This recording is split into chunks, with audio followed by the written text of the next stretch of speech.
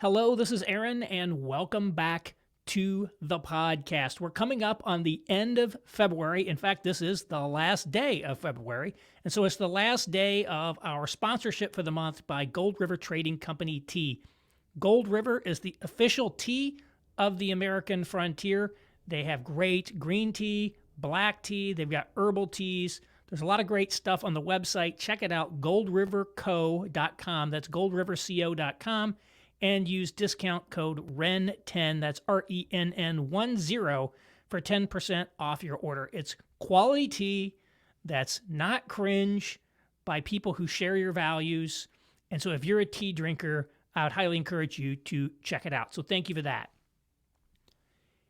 On the newsletter a few weeks ago, I put up a post called, I think, Welcome to the Descending World.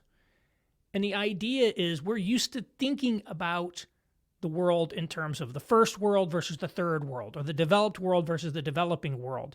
But what we're seeing today is trends in which our advanced world is in many ways in a state of decay, while many of the developing world nations are actually on the rise. And this was prompted by a photograph juxtaposing that Union Pacific rail line in Los Angeles strewn with looted packages that had come off of containers on the train, comparing that against a pristine new subway system in India, the kinds of subway systems that we're incapable of building here today.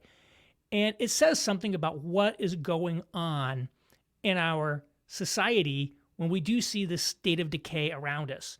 And so today I want to take that a step further and talk about the third worldization of America. The idea that we're not just descending, but increasingly characteristics of our country seem like those of the third world in some important ways you may not have thought about. And it seems a little ludicrous to be sitting here on an internet stream talking about third worldization when we can go outside and see our highly advanced, technologically sophisticated, and in many ways prosperous society doing so well. And yes, we have homelessness. Yes, we have this. Yes, we have that. But third world, that seems crazy. But bear with me for a minute. Think about one of the stereotypes of the third world. Think about what comes to your mind when you think of a third world country. What are the characteristics of the third world? To me, one of the biggest is unreliable electricity. The third world countries that you either can't get electricity, you only have electricity for so many hours a day, or the lights just go out at random times for no reason. This idea of lack of electric power being associated with backwardness and kind of third world conditions is a very common and very powerful image that we see. For example, you've probably all seen the famous satellite photos of the Korean peninsula at night, in which South Korea and China and all of these places around are illuminated, but North Korea is in the dark. And in fact, for those of you who are on YouTube, I just threw a picture of that up on the screen. You can see North Korea at night almost completely in the dark, and say, wow, that tells us something profound about the conditions that prevail in North Korea. Even here domestically, think back to the famous blackout in New York City in the 1970s.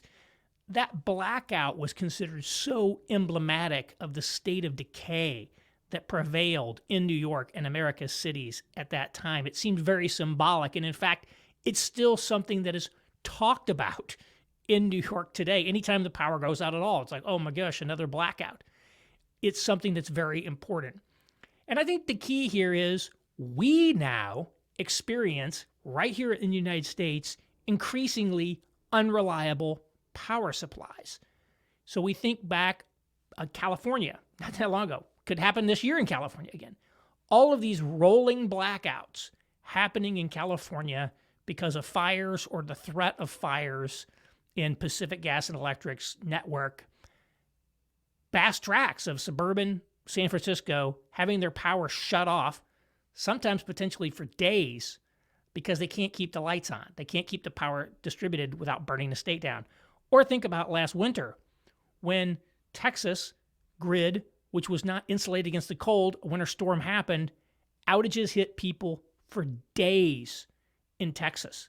And this is not just an annoyance. This is not just, oh, it's terrible to be without power for days. Hundreds of people died in Texas due to this power outage.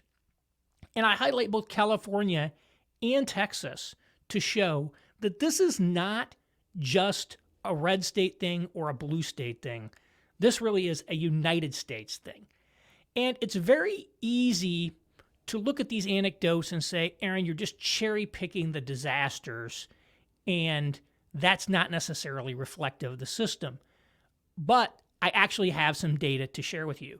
Last weekend, maybe 2 weekends ago, the Wall Street Journal's weekend edition on the exchange section, the cover story was about power. And there was also a companion story. And it was called America's Power Grid is Increasingly Unreliable. And they provided some statistics that show what has been happening in our grid. I just want to read an excerpt from that. And I will throw links in the show notes. The Wall Street Journal is subscriber only. Sometimes they let you through the paywall. I can't tell if you'll get through or not. You can try it, but I'll throw links to these stories in the show notes. But here's what they said, quote, "The U.S. electrical system is becoming less dependable. The problem is likely to get worse before it gets better. Large, sustained outages have occurred with increasing frequency in the U.S. over the past 2 decades, according to a Wall Street Journal review of federal data. In 2000, there were fewer than 24 major disruptions, the data shows. In 2020, the number surpassed 180. Utility customers on average experienced just over 8 hours of power interruption in 2020, more than double the amount in 2013 when the government began tracking outage lengths. The data doesn't include 2021, but those numbers are certain to follow the trend after a freak freeze in Texas, a major hurricane in New Orleans, wildfires in California, and a heat wave in the Pacific Northwest left millions in the dark for days." Unquote. Later in this, they talk not just about reliability, but about the pending shortfalls of power generation. Quote, "Within the footprint of the Mid-Continent Independent System Operator, or MISO, which oversees a large regional grid spanning from Louisiana to Manitoba, Canada, coal and gas-fired power plants supplying more than 13 gigawatts of power are expected to close by 2024 as a result of economic pressures, as well as efforts by some utilities to shift more quickly to renewables to address climate change. Meanwhile, only 8 gigawatts of replacement supplies are under development in the area. Unless more is done to close the gap, MISO could see a capacity shortfall." Unquote. This is actually the grid operator where I live. This MISO or MISO or however you pronounce it, they're actually based here in Indianapolis. So we have power shortages and we have power outages. And in that article, they also talk about New York City and the potential that if there's a heat wave in New York City, New York could experience power shortfalls this summer. So what we see, objectively more outages and quantitative power shortfalls facing the country. This is not just anecdotes. This is not just something that we're noticing because of social media or cable news. This is something that's really happening in America. A companion piece talks about how people are responding to it. And this was about how people are installing generators. It's called "Wary of Being Left in the Dark, Americans Produce Their Own Power." And I will also read some quotes from this because this is a powerful piece. Quote, 20 years ago, only 0.57% of U.S. homes worth $150,000 or more had installed backup generators, mainly along hurricane-prone coastlines, according to backup power provider Generac Holdings, Inc. Now the number is 5.75%, a tenfold increase. Manufacturers delivered more than 143,000 generators last year in North America, up from 138,778 in 2015, despite pandemic-related supply chain logjams. Microgrids, which can create islands of power for campuses, businesses, or neighborhoods amid a blackout, grew more than sevenfold between 2010 and 2019, according to the industry energy group Edison Electric Institute. Many entrepreneurs now consider secondary power systems to be a necessary cost of doing business. Steve Peterson, who owns Hungry Howie's Pizza franchises in Michigan, learned their value in 2003 when a massive blackout knocked out power to much of the Midwest and Northeast. Mr. Peterson had invested in backup generation, and he said he had lines of people who wanted a hot meal stretching 200 to 300 feet out the door. Since then, he has grown from about 4 locations to 15 in Michigan, all with backup power. New systems cost around $25,000 per location, he said, but help avoid the 7 to 8 power outages each year that would otherwise cause him to throw out food. You can sleep at night, he said. And again, that's something I will throw a link to that online. And this idea of people installing generators, other than in specific applications like data centers where you really had to have truly uninterrupted power, it was almost unheard of to have generator backup in ordinary businesses or ordinary homes. But that is radically increasing. I mean, we have had a 10x increase in people who have generators in their home. And I know people who've done this personally. My dad installed a generator at his house. And it is very profound because there is perhaps nothing more third world than people installing backup power systems because they can't be confident that the lights are going to stay on. And this idea that now 5-6% of people are doing it, that's crazy. Again, we don't have massive power outages every day. We're not yet like in conditions that might prevail in some of these genuine third world countries, but unreliable power and the installation of backup power systems by ordinary users are clear attributes of what we see in developing world countries, and we're now seeing them in the United States because people are increasingly losing confidence in the power grid. And I tweeted this out earlier this week when the articles came, and lots of people were talking about this. I didn't get a lot of pushback on this idea that the power is unreliable and people are installing generators. Multiple people said, "Yeah, we are installing generators." Even this NPR reporter in Rhode Island, he's like, "Yeah, during our last power outage we just had, which lasted for days, I heard generators going all over the place." And so you have these outages and people respond by installing generators, and that is the drip, drip, drip decline in the functionality of our society. I think the issue here is not just that we've run into a problem with electricity reliability. It's not just that we have a shortfall of power.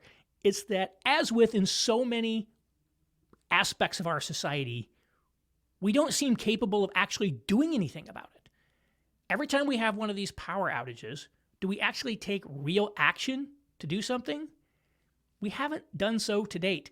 Texas Monthly did a huge article in their February edition. Again, I will throw a link in the show notes, basically looking back at a power outage there a year later and said, what has been done? And the answer is basically nothing.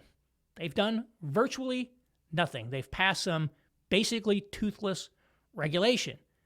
And again, people died. Not just 1 or 2 people, hundreds of people died in this power outage. And yet the legislature and the governor haven't done anything about it. And Texas has essentially a self-contained power grid.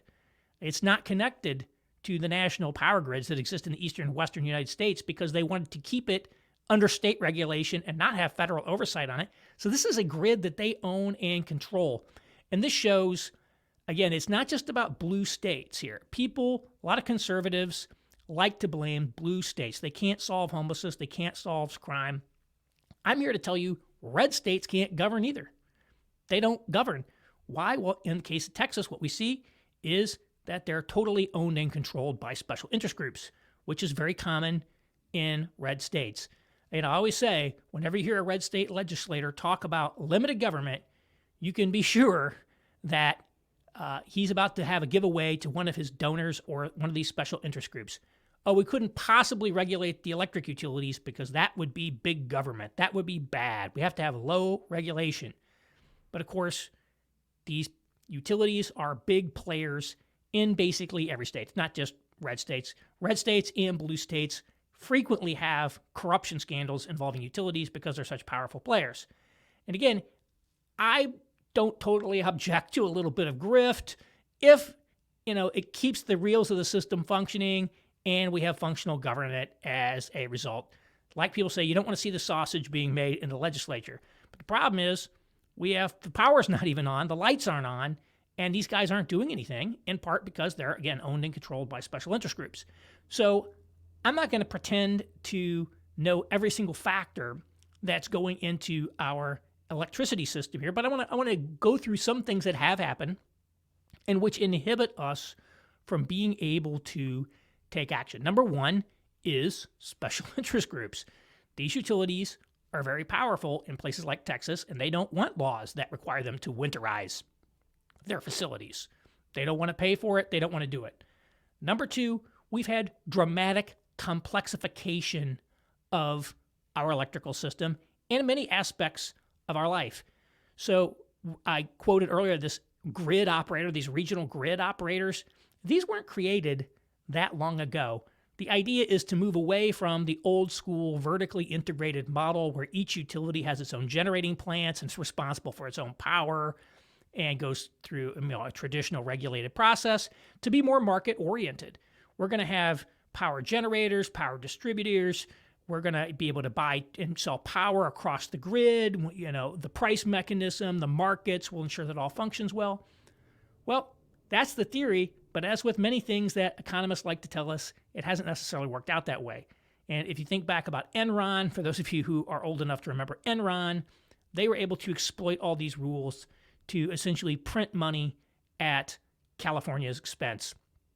And whatever the virtues of these things may be, it has introduced tremendous complexity into the system today that makes it harder to be more reliable. Complexity often is a recipe for less reliability. And I've been a critic of these smart grids. They keep talking about smart meters, smart grid.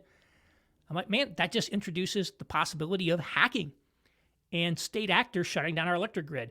Right now, Russia's invaded Ukraine. We're talking about potential for cyber warfare, cyber retaliation. All this computer-controlled infrastructure makes it very simple for someone to take down our electric grid. When you have a dumb grid, it's a lot harder to do that. I'm an advocate for the dumb grid in a lot of ways because it's more reliable. It's more reliable. So we have a much more complex system today. 3, we've got green advocates killing off power supplies. So fundamentally, there's a group of people who think climate change trumps all, and as a result of climate change, we must shut down all these power plants, inhibit new power plant construction, and they're even going after nuclear. One of the reasons New York has a potential shortfall of power is because they shut down Indian Point, this large nuclear plant that supplied a lot of their power. So we actually did have green energy with nuclear. They don't like nuclear. I don't want to get into it. I don't want to put all of the blame on them like a lot of people do, but undoubtedly, we have tremendous hostility by a very powerful groups of people who do not like highly reliable power systems like traditional power plants, including nuclear, and they prefer instead highly intermittent renewable sources such as solar and wind. And these sources, by the way, are one of the sources of the complexity in our system. When you have these types of power that aren't reliable, you have to have grids that are designed to, distribute the power in new ways and manage these loads and all of that. But that's where we are. I would say green definitely has an impact. And I wouldn't go and put too much blame on them. 4th is consumer groups. As long as I've been alive, every state has had some type of powerful consumer lobby that has opposed every major investment that utilities have wanted to make. When I lived in Illinois, it was the Citizens Utility Board. So you would have a utility that would go to the state and say, we want to raise rates in order to invest this many $1 billion in new transmission lines or whatever. And invariably, some consumer group says, no, we don't want to do that. And again, this is maybe a legacy of the way utilities used to work. They were regulated. They earned a fixed rate of return on their capital investments. And so they had the incentive to want to invest in capital because that increased their rate base, which meant they could make more profits. The consumer groups pushed back against that.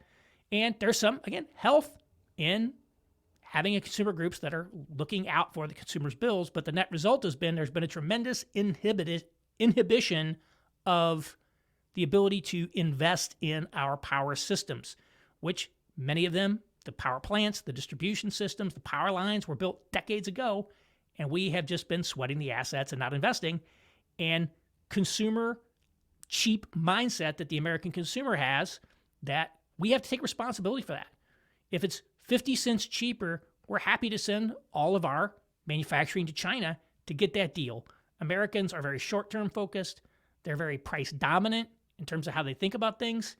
And one of the costs of that has been an unreliable electricity system because we have not been making the investments to keep it up to date. So that's fourth. Fifth, NIMBYs. NIMBYs, who are apart from the consumer groups and apart from the big green lobbies, people just don't want power lines running through their backyard. I don't blame them. People don't want pipelines running through their backyard. I don't blame them. But because of the rise of citizen voice since, say, 1970, all of these groups have powerful ability to derail projects because they don't want that. So again, it's not all bad. Prior to this, we had state highway departments that just plowed freeways right through the middle of the cities, and they didn't care how many people they displaced, etc. In fact, a lot of the origins of citizen voice and the ability of sort of grassroots activists to derail these projects comes out of the freeway revolts, that they wanted to plow freeways right through lower Manhattan, right through San Francisco, the kind of things you had to be like, what were they thinking? They were also just going in and demolishing neighborhoods and building huge public housing projects. And so there was no public input. So we said, well, there has to be public input. There has to be consideration of environmental impacts. But as a result, we have massively empowered people who want to oppose things. And there are now veto points everywhere in the system. And there's an array of laws that they can use to undermine and litigate against anything anybody wants to does. And so that's massive amounts of sand in the gears. And again, there may be other factors, but these are some. We have the special interest, we have the complexification, we have the green lobby, we have the consumer lobby, we have just the NIMBYs. All this stuff comes together, and it's just very hard to do things in our society. And again, I would just say, on top of that, our leadership's bad in a whole lot of ways. We have leadership that's not very good. And that partially manifests itself in that how cheaply these legislators and things can all be bought off by these special interest groups. And the net result at the end of the day is, not just on electricity, but on a whole range of issues, we seem to be unable to muster a coherent societal response to the problem. We can't fix our transit systems. We can't deal with homelessness issues. Now we can't even necessarily keep the lights on. We're having degraded reliability, loss of capacity in our electrical system. Even when you have major incidents in which hundreds of people die, people don't step up. And that's reality. And so that is what we are experiencing. It is, in essence, third worldization at some level. What is another characteristic of third world countries? Bad governance. And we increasingly have bad governance here as well.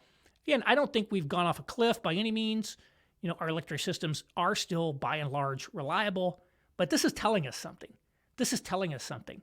And we should be very aware of this and be thinking about how can we restore some type of competent, functional governance in our society so that we can look at some of these big systemic issues like power reliability and, yes, take into account all of these things around the environment, etc., and develop a coherent response that gives us the electrical supplies that we need in a way that's very reliable and with predictable pricing to the customer. We need to do that. But in the meantime, maybe think about buying a generator because that's where our society's going. So anyhow, I will put links to these in the show notes, and you can try to catch out these articles. Again, the journal's subscriber only, but hopefully they'll let you through the paywall, which they often do. Until next week, I'll talk to you later.